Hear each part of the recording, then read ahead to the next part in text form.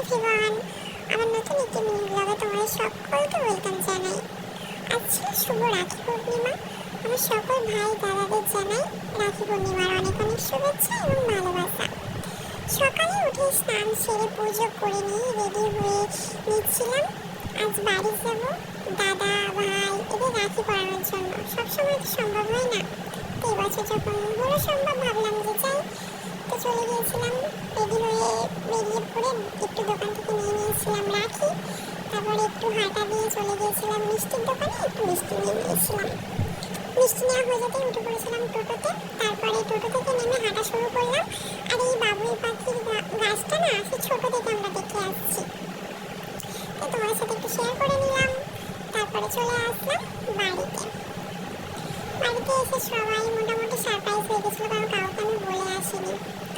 আমার ভাইকে স্নান করতে যেতে বললাম, ভাই স্নান সেরে আসতে বসে পড়েছিলাম রাখি পরাতে। ভাইকেই প্রথম রাখি পরিয়েছিলাম, কারণ বাকি ভাই দাদা কেউ জানতো না, আমি হঠাৎ করে আজ আসছিলাম।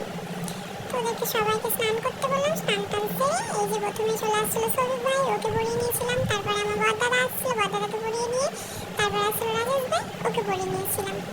পরিয়ে নিয়ে আসছিল শনিবার, তো মনসা পুজো করতে আসছিল। এই দেখো সকলে মনসা পুজো দিয়ে গেছে, মানে আমাদের বাড়ির কাকিমারা সব দিয়েছে।